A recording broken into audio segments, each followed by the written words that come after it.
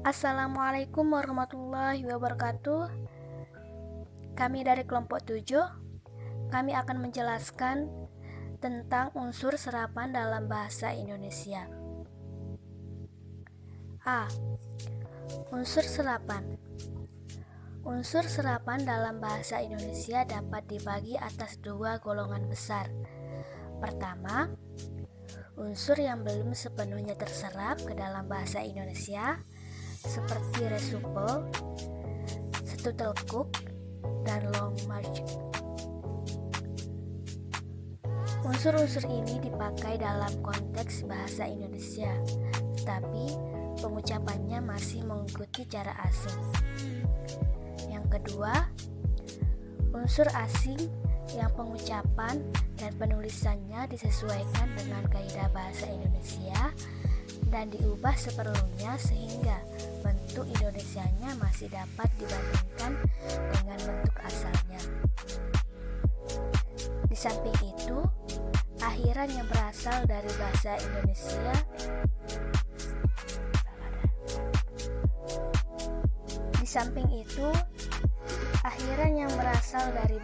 asing diserap sebagai bagian kata yang utuh. Kata seperti standarisasi, implementasi, dan objektif diserap secara utuh di samping kata standar, implement, dan objek. Pedoman EYD mengatur kaidah ejaan yang berlaku bagi unsur-unsur serapan. Beberapa kaidah yang berlaku misalnya, yang pertama, J di muka, A, U, O, dan konsonan menjadi K seperti kubik menjadi kubik, contradiction menjadi konstruksi.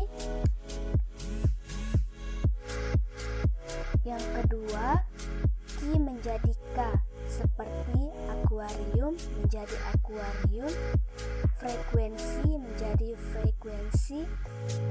Yang ketiga, F tetap F seperti fanatik menjadi fanatik, faktor menjadi faktor.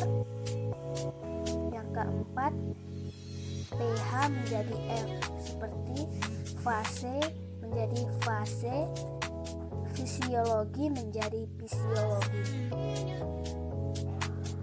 Akhiran-akhiran asing pun dapat diserap dan disesuaikan dengan kaidah bahasa Indonesia. Misalnya, akhiran AG menjadi AC, it is menjadi is, if menjadi if. B. Penyerapan istilah asing. Demi kemudahan pengalihan antar bahasa dan keperluan masa depan, pemasukan istilah asing yang bersifat internasional melalui proses penyerapan dapat dipertimbangkan jika salah satu syarat atau lebih yang berikut dipenuhi. A. Istilah serapan yang dipilih lebih cocok karena konotasinya. B. Istilah serapan yang dipilih lebih singkat jika dibandingkan dengan terjemahan Indonesianya. C. Istilah serapan yang dipilih dapat mempermudah tercapainya kesepakatan jika istilah Indonesia terlalu banyak sinonimnya. Proses penyerapan itu dapat dilakukan atau tanpa pengubahan yang berupa penyesuaian ejaan dan lafal. C. Macam dan sumber bentuk serapan. Istilah yang diambil dari bahasa asing dapat berupa bentuk dasar atau bentuk turunan. Pada prinsipnya dipilih bentuk tunggal kecuali kalau konteksnya condong pada bentuk jamak pemilihan. Bentuk tersebut dilakukan dengan pertimbangan 1. Konteks situasi dan ikatan kalimat. 2. Kemudahan belajar bahasa. 3. Kepraktisan. Demi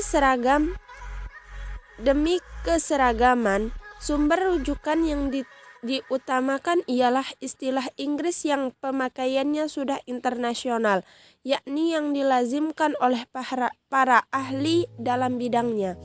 Penulisan istilah itu sedapat-dapatnya dilakukan dengan mengutamakan ejaannya dalam bahasa sumber tanpa mengabaikan segala lafal. Misalnya, bone morfem terkait, clay cloid, cloid lempung, clearance volume ruang bakar, subdivision subbagian.